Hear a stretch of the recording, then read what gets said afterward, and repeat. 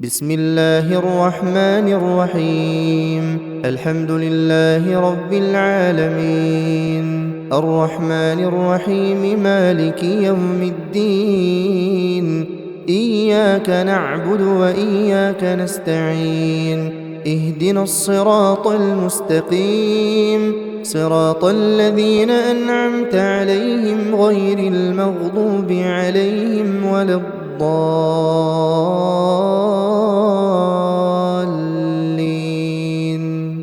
بسم الله الرحمن الرحيم. الله لا إله إلا هو الحي القيوم لا تأخذه سنة ولا نوم له ما في السماوات وما في الأرض من ذا الذي يشفع عنده إلا بإذنه يعلم ما بين أيديهم وما خلفهم ولا يحيطون بشيء من علمه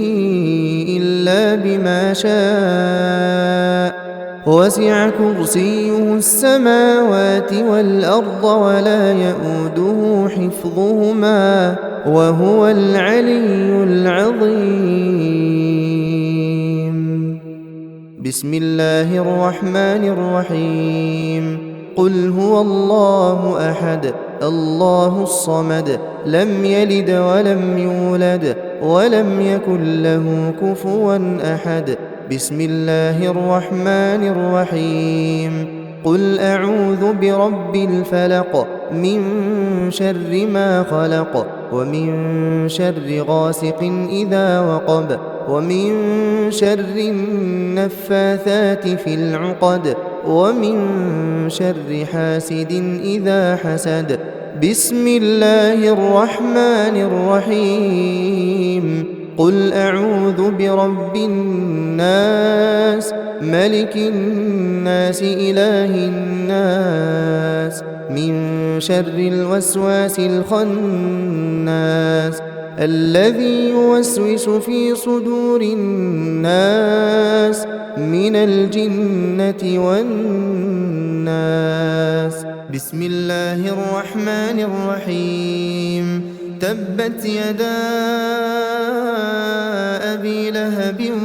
وتب ما أغنى عنه ماله وما كسب سيصلى نارا ذات لهب وامرأته حمالة الحطب في جيدها حبل من مسد. بسم الله الرحمن الرحيم. إذا جاء نصر الله والفتح ورأيت الناس يدخلون في دين الله أفواجا فسبح بحمد ربك واستغفره إنه كان توابا. بسم الله الرحمن الرحيم. قل يا أيها الكافرون لا أعبد ما تعبدون ولا أنتم عابدون ما أعبد ولا أنا عابد ما عبدتم ولا أنتم عابدون ما أعبد لكم دينكم ولي دين. بسم الله الرحمن الرحيم. إنا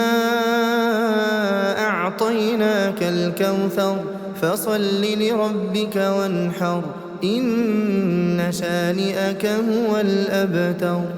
بسم الله الرحمن الرحيم. أرأيت الذي يكذب بالدين فذلك الذي يدع اليتيم ولا يحض على طعام المسكين فويل للمصلين الذين هم عن صلاتهم ساهون الذين هم يراءون ويمنعون الماعون.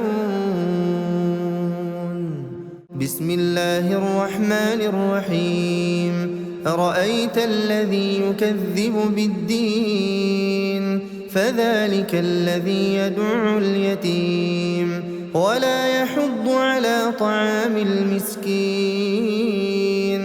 فويل للمصلين الذين هم عن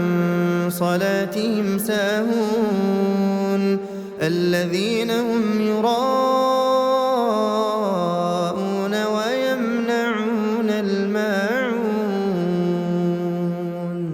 بسم الله الرحمن الرحيم لإيلاف قريش إيلافهم رحلة الشتاء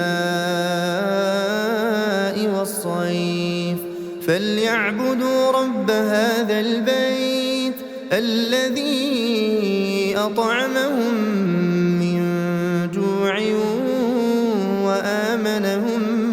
من خوف بسم الله الرحمن الرحيم ألم تر كيف فعل ربك بأصحاب الفيل ألم يجعل كيدهم في تضليل وأرسل عليهم طيرا أبابيل ترميهم بحجارة من سجيل فجعلهم كعصف مأكول بسم الله الرحمن الرحيم ألم تر كيف فعل ربك بأصحاب الفيل ألم يجعل كيدهم في تضليل وأرسل عليهم طيرا أبابيل ترميهم بحجارة من سجيل فجعلهم كعصف مأكول بسم الله الرحمن الرحيم ويل لكل همزة لمزة الذي جمع مالا وعدده يحسب أن ماله أخلده كلا لينبذن في الحطمة وما أدراك ما الحطمة نار الله الموقدة التي تطلع على الأفئدة إنها عليهم مؤصدة في عمد ممددة بسم الله الرحمن الرحيم والعصر إن الإنسان لفي خسر إلا الذين آمنوا وعملوا الصالحات وتواصوا بالحق وتواصوا بالصبر بسم الله الرحمن الرحيم ألهاكم التكاثر حتى زرتم المقابر كلا سوف تعلمون ثم كلا سوف تعلمون كلا لو تعلمون علم اليقين لترون الجحيم ثم لترونها عين اليقين ثم لتسألن يومئذ عن النعيم بسم الله الرحمن الرحيم القارعة ما القارعة وما أدراك ما القارعة يوم يكون الناس كالفراش المبثوث وتكون الجبال كالعهن المنفوش فأما من ثقلت موازينه فهو في عيشة راضية وأما من خفت موازينه فأمه هاوية وما أدراك ما هي نار حامية بسم الله الرحمن الرحيم والعاديات ضبحا فالموريات قدحا فالمغيرات صبحا فأثرن به نقعا فوسطن به جمعا إن الإنسان لربه لكنود وإنه على ذلك لشهيد وإنه لحب الخير لشديد أفلا يعلم إذا بعثر ما في القبور وحصل ما في الصدور إن ربهم بهم يومئذ لخبير. بسم الله الرحمن الرحيم. إذا زلزلت الأرض زلزالها وأخرجت الأرض أثقالها وقال الإنسان ما لها يومئذ تحدث أخبارها بأن ربك أوحى لها يومئذ يصدر الناس أشتاتا ليروا أعمالهم فمن يعمل مثقال ذرة خيرا يره ومن يعمل مثقال ذرة شرا يره. أعوذ بالله من الشيطان الرجيم. بسم الله الرحمن الرحيم. ياسين والقرآن الحكيم إنك لمن المرسلين على صراط مستقيم تنزيل العزيز الرحيم لتنذر قوما ما أنذر آباؤهم فهم غافلون لقد حق القول على أكثرهم فهم لا يؤمنون إنا جعلنا في أعناقهم أغلالا فهي إلى الأذقان فهم مقمحون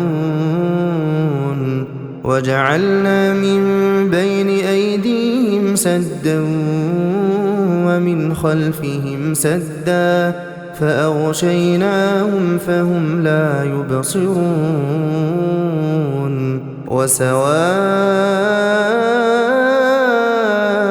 عليهم أأنذرتهم أم لم تنذرهم لا يؤمنون إنما تنذر من اتبع الذكر وخشي الرحمن بالغيب فبشره بمغفرة وأجر كريم إنا نحن نحيي الموتى ونكتب ما قدموا وآثارهم وكل شيء أحصيناه في إمام مبين واضرب لهم مثلا أصحاب القرية إذ جاءها المرسلون إذ أرسلنا إليهم اثنين فكذبوهما فعززنا بثالث فقالوا إنا إليكم مرسلون قالوا ما أنتم إلا بشر مثلنا وما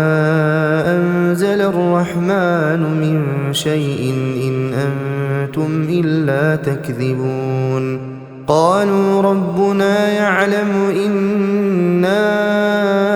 إليكم لمرسلون وما علينا إلا البلاغ المبين قالوا إنا تطيرنا بكم لئن لم تنتهوا لنرجمنكم وليمسنكم منا عذاب أليم قالوا طائركم معكم أئن ذكرتم بل أنتم قوم مسرفون وجاء من أقصى المدينة رجل يسعى قال يا قوم اتبعوا المرسلين اتبعوا من لا يسألكم أجرا وهم مهتدون وما لي لا أعبد الذي فطرني وإليه ترجعون أأتخذ من دونه آلهة إن يردني الرحمن بضر لا تغن عني شفاعتهم شيئا ولا ينقذون إني إذا لفي ضلال مبين إني آمنت بربكم فاسمعون قيل ادخل الجنة قال يا ليت قومي يعلمون بما غفر لي ربي وجعلني من المكرمين وما أنزلنا على قومه من بعده من جند من السماء وما كنا منزلين إن كانت إلا صيحة واحدة فإذا هم خامدون يا حسرة على العباد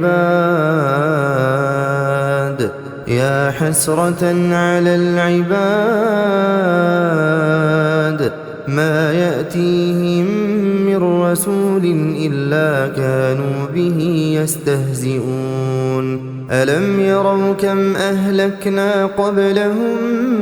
من القرون أنهم إليهم لا يرجعون وإن كل لما جميع لدينا محضرون وآية لهم الأرض الميتة أحييناها وأخرجنا منها حبا فمنه يأكلون وجعلنا فيها جنات من نخيل وأعناب وفجرنا فيها من العيون ليأكلوا من ثمره وما عملته أيديهم أفلا يشكرون سبحان الذي خلق الأزواج كلها مما تنبت الأرض ومن أنفسهم ومما لا يعلمون وآية لهم الليل نسلخ منه النهار فإذا هم مظلمون والشمس تجري لمستقر لها ذلك تقدير العزيز العليم والقمر قدرناه منازل حتى عاد كالعرجون القديم لا الشمس ينبغي لها أن تدرك القمر ولا الليل سابق النهار وكل في فلك يسبحون وآية لهم أنا حملنا ذريتهم في الفلك المشحون وخلقنا لهم من مثله ما يركبون وإن نشأ نغرقهم فلا صريخ لهم ولا هم ينقذون إلا رحمة منا ومتاعا إلى حين وإذا قيل لهم اتقوا ما بين أيديكم وما خلفكم لعلكم ترحمون وما تأتيهم من آية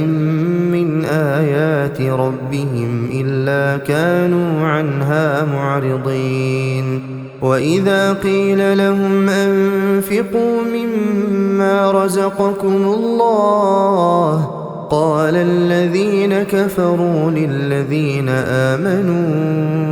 أنطعم من لو يشاء الله أطعمه إن أنتم إلا في ضلال مبين ويقولون متى هذا الوعد إن كنتم صادقين ما ينظرون إلا صيحة واحدة تأخذهم وهم يخصمون فلا يستطيعون توصية ولا إلى أهلهم يرجعون ونفخ في الصور فإذا هم من الأجداث إلى ربهم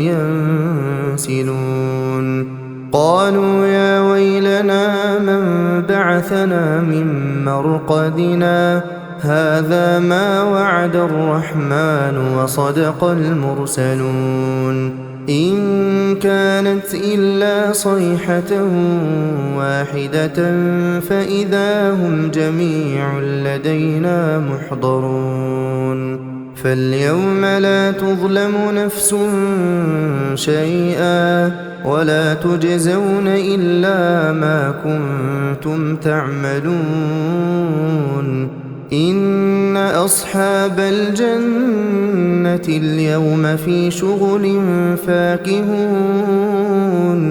هم وأزواجهم في ظلال على الأرائك متكئون لهم فيها فاكهة ولهم ما يدعون سلام قولا من رب رحيم وامتازوا اليوم أيها المجرمون ألم أعهد إليكم يا بني آدم ألا تعبدوا الشيطان إنه لكم عدو مبين وأن اعبدوني هذا صراط مستقيم ولقد أضل منكم جبلا كثيرا أفلم تكونوا تعقلون هذه جهنم التي كنتم توعدون اصلوها اليوم بما كنتم تكفرون اليوم نختم على أفواههم وتكلمنا أيديهم وتشهد أرجلهم بما كانوا يكسبون ولو نشاء لطمسنا على أعينهم فاستبقوا الصراط فأنى يبصرون ولو نشاء لمسخناهم على مكانتهم فما استطاعوا مضيا ولا يرجعون ومن نعمره ننكسه في الخلق أفلا يعقلون وما علمناه الشعر وما ينبغي له إن هو إلا ذكر وقرآن مبين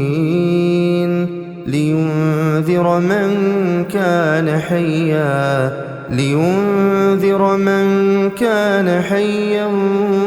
ويحق القول على الكافرين أولم يروا أنا خلقنا لهم مما عملت أيدينا أنعاما فهم لها مالكون وذللناها لهم فمنها ركوبهم ومنها يأكلون ولهم فيها منافع ومشارب أفلا يشكرون واتخذوا من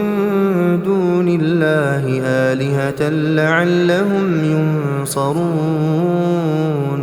لا يستطيعون نصرهم وهم لهم جند محضرون فلا يحزنك قولهم إنا نعلم ما يسرون وما يعلنون أولم ير الإنسان أنا خلقناه من نطفة فإذا هو خصيم مبين وضرب لنا مثلا ونسي خلقه قال من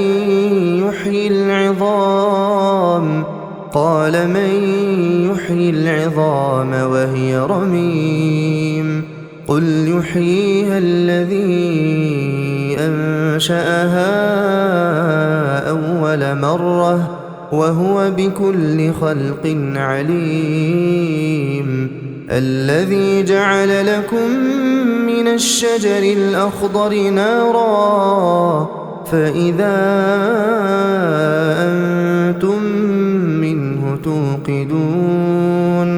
أوليس الذي خلق السماوات والأرض بقادر على أن يخلق مثلهم بلى وهو الخلاق العليم إنما أمره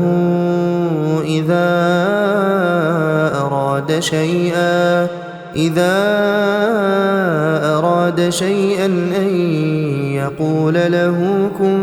فيكون فسبحان الذي بيده ملكوت كل شيء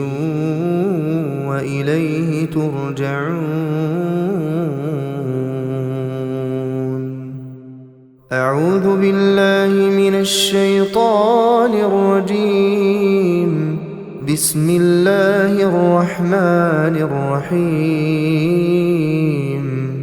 الرحمن علم القرآن خلق الإنسان علمه البيان الشمس والقمر بحسبان والنجم والشجر يسجدان والسماء رفعها ووضع الميزان ألا تطغوا في الميزان وأقيموا الوزن بالقسط ولا تخسروا الميزان والأرض وضعها للأنام فيها فاكهة والنخل ذات الأكمام والحب ذو العصف والريحان فبأي آلاء ربكما تكذبان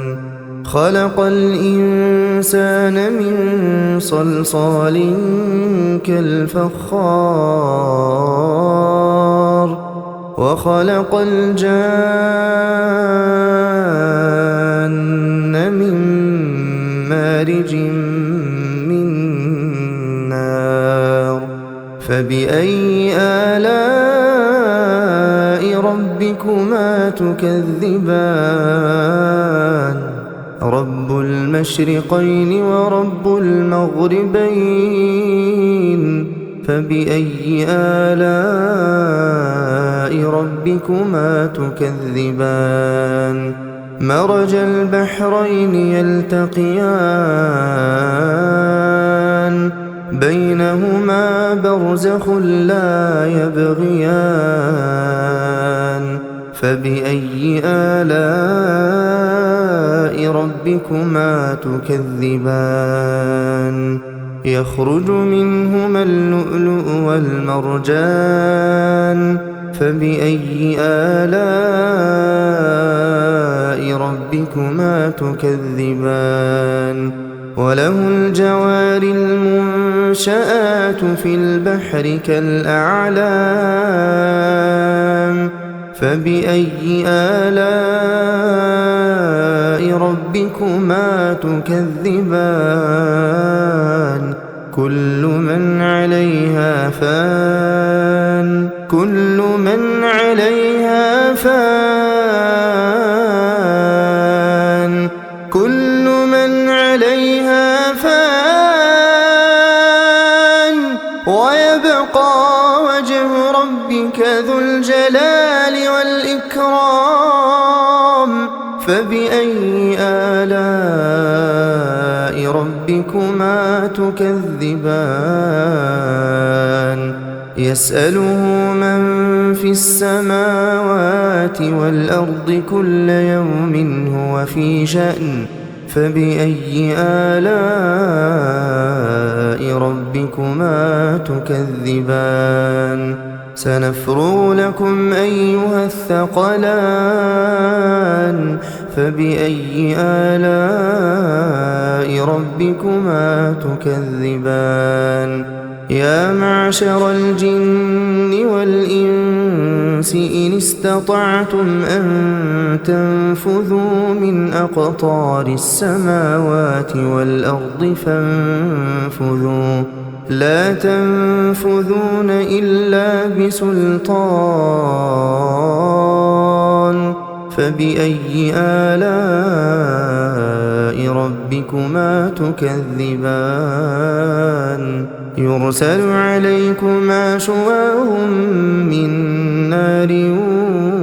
ونحاس فلا تنتصران فبأي آلاء ربكما تكذبان فإذا انشقت السماء فكانت وردة كالدهان فبأي آلاء ربكما تكذبان فيومئذ لا يسأل عن ذنبه إنس ولا جان فبأي آلاء ربكما تكذبان يعرف المجرمون بسيماهم فيؤخذ بالنواصي والأقدام فبأي آلاء ربكما تكذبان هذه جهنم التي يكذب بها المجرمون يطوفون بينها وبين حميم آن فبأي آلاء ربكما تكذبان ولمن خاف مقام ربه جنتان ولمن خاف مقام ربه جنتان فبأي آلاء ربكما تكذبان ذواتا أفنان فبأي آلاء ربكما تكذبان فيهما عينان تجريان فبأي آلاء ربكما تكذبان فيهما من كل فاكهة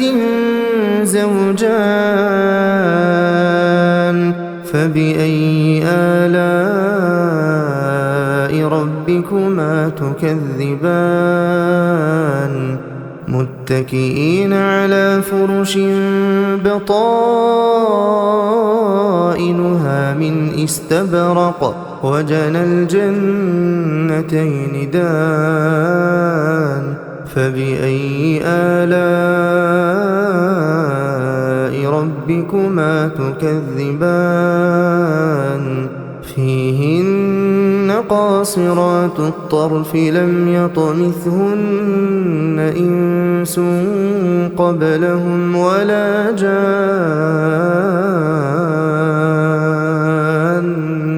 فبأي آلاء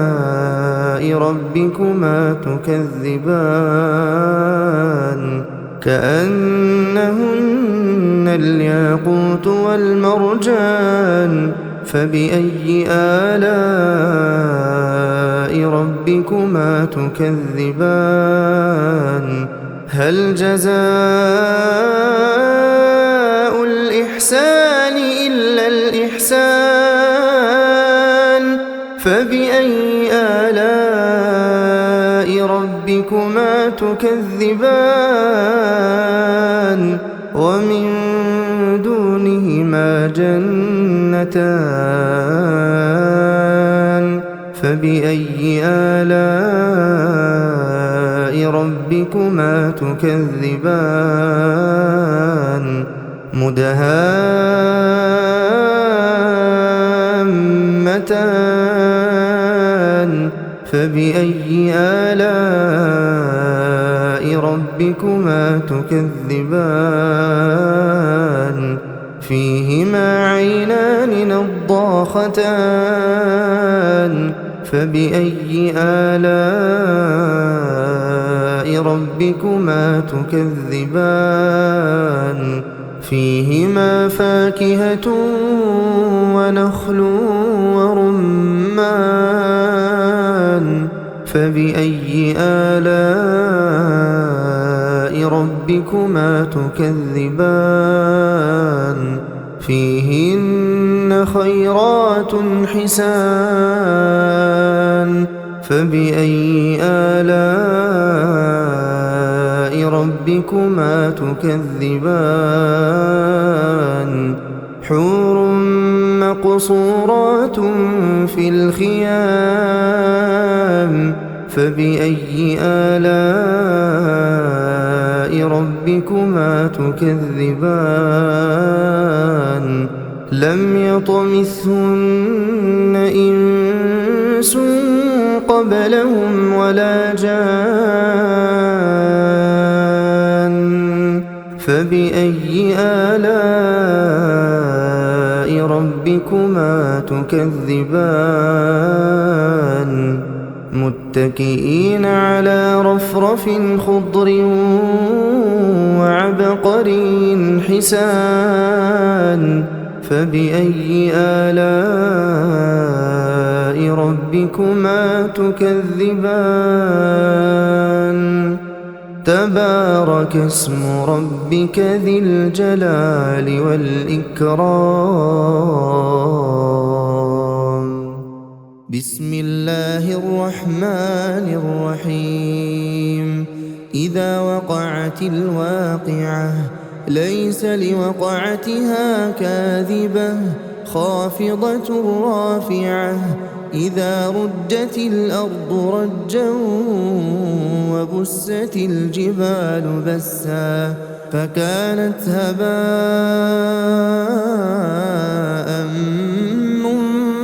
منبثا وكنتم أزواجا ثلاثة فأصحاب الميمنة ما أصحاب الميمنة وأصحاب المشأمة ما أصحاب المشأمة والسابقون السابقون أولئك المقربون في جنات النعيم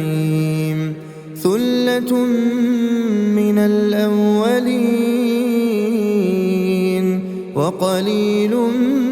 من الآخرين على سرر موضونة متكئين عليها متقابلين يطوف عليهم ولدان مخلدون بأكواب وأباريق وكأس من معين لا يصدعون عنها ولا ينزفون وفاكهة مما يتخيرون ولحم طير مما يشتهون وحور عين كأمثال اللؤلؤ المكنون جزاء بما كانوا يعملون لا يسمعون فيها لغوا ولا تأثيما إلا قيلا سلاما سلاما وأصحاب اليمين ما أصحاب اليمين في سدر مخضود وطلح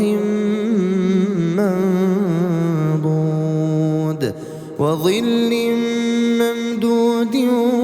وماء مسكوب وفاكهة كثيرة لا مقطوعة ولا ممنوعة وفرش مرفوعة إنا أنشأناهن إنشاء فجعلناهن أبكارا عربا أترابا لأصحاب اليمين ثلة من الأولين وثلة من الآخرين وأصحاب الشمال ما أصحاب الشمال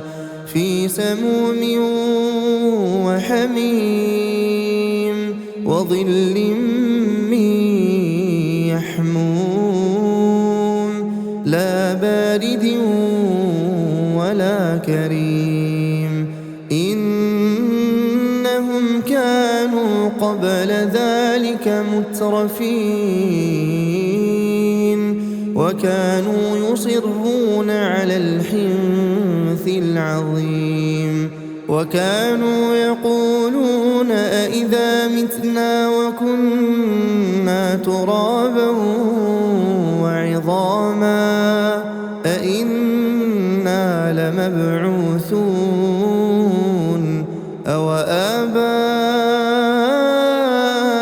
الأولون قل إن الأولين والآخرين لمجموعون إلى ميقات يوم معلوم ثم إنكم أيها الضالون المكذبون لآكلون من شجر من زقوم فمالئون منها البطون فشاربون عليه من الحميم فشاربون شرب الهيم هذا نزلهم يوم الدين نحن خلقناكم فلولا تصدقون أفرأيتم ما تمنون أأنتم تخلقونه أم نحن الخالقون نحن قدرنا بينكم الموت وما نحن بمسبوقين على أن نبدل أمثالكم وننشئكم فيما لا تعلمون ولقد علمتم النشأة الأولى فلولا تذكرون أفرأيتم ما تحرثون أأنتم تزرعونه أم نحن الزارعون لو نشاء لجعلناه حطاما فظلتم تفكهون إنا لمغرمون بل نحن محرومون أفرأيتم الماء الذي تشربون أأنتم أنزلتموه من المزن أم نحن المنزلون لو نشاء جعلناه أجاجا فلولا تشكرون أفرأيتم النار التي تورون أأنتم أنشأتم شجرتها أم نحن المنشئون نحن جعلناها تذكرة ومتاعا للمقوين فسبح باسم ربك العظيم فلا أقسم بمواقع النجوم وإنه لقسم لو تعلمون عظيم إنه لقرآن كريم في كتاب مكنون لا يمسه إلا المطهرون تنزيل من رب العالمين أفبهذا الحديث أنتم مدهنون وتجعلون رزقكم أنكم تكذبون فلولا إذا بلغت الحلقوم وأنتم حينئذ تنظرون ونحن أقرب إليه منكم ولكن لا تبصرون فلولا إن كنتم غير مدينين ترجعونها إن كنتم صادقين فأما إن كان من المقربين فروح وريحان وجنة نعيم وأما إن كان من أصحاب اليمين فسلام لك من أصحاب اليمين وأما إن كان من المكذبين الضالين فنزل من حميم وتصلية جحيم إن هذا لهو حق اليقين فسبح باسم ربك العظيم بسم الله الرحمن الرحيم تبارك الذي بيده الملك وهو على كل شيء قدير الذي خلق الموت والحياة ليبلوكم أيكم أحسن عملا وهو العزيز الغفور الذي خلق 7 سماوات طباقا ما ترى في خلق الرحمن من تفاوت فارجع البصر هل ترى من فطور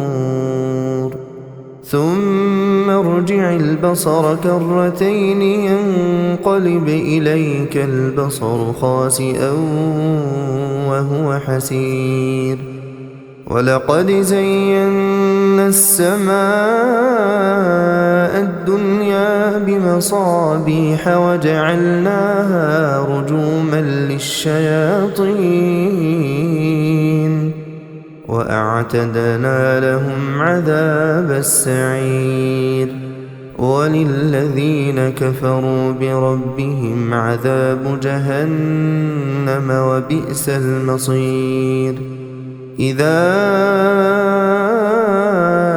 ألقوا فيها سمعوا لها شهيقا وهي تفور تكاد تميز من الغيظ كلما ألقي فيها فوج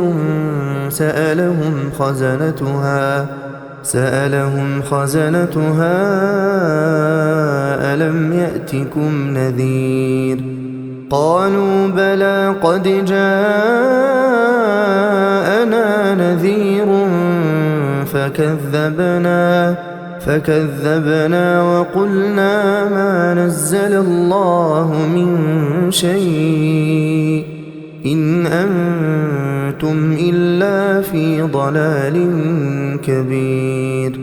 وقالوا لو كنا نسمع أو نعقل ما كنا في أصحاب السعير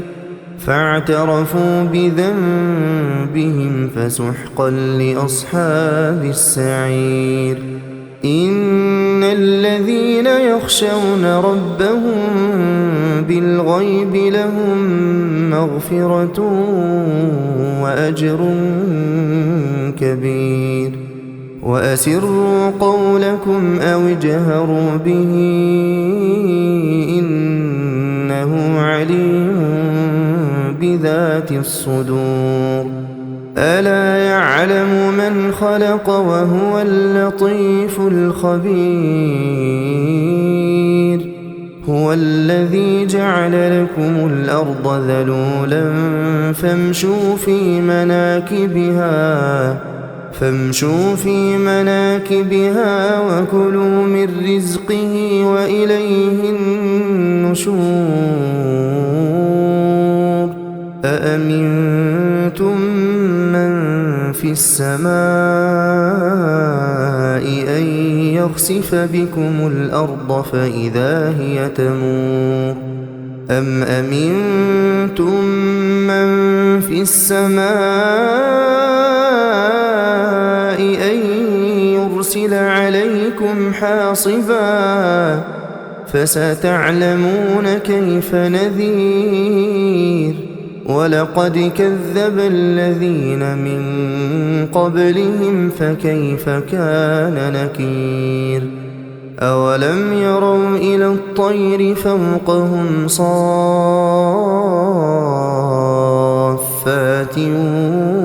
ويقبضن ما يمسكهن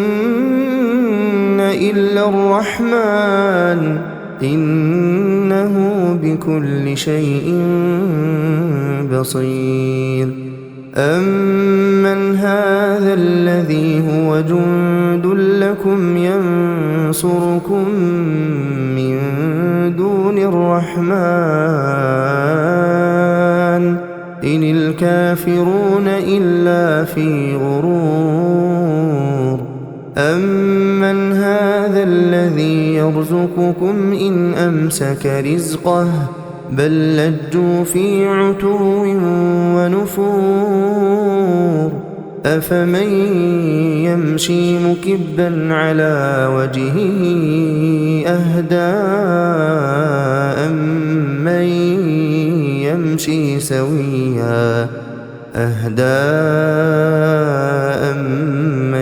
يمشي سويا على صراط مستقيم قل هو الذي أنشأكم وجعل لكم السمع والأبصار والأفئدة قليلا ما تشكرون قل هو الذي ذرأكم في الأرض وإليه تحشرون ويقولون متى هذا الوعد إن كنتم صادقين قل إنما العلم عند الله وإنما أنا نذير مبين فلما رأوه زلفة سيئت وجوه الذين كفروا وقيل هذا الذي كنتم به تدعون قل أرأيتم إن أهلكني الله ومن معي أو رحمنا فمن يجير الكافرين من عذاب أليم قل هو الرحمن آمنا به وعليه توكلنا فستعلمون من هو في ضلال مبين قل أرأيتم إن أصبح ماؤكم غورا فمن يأتيكم بماء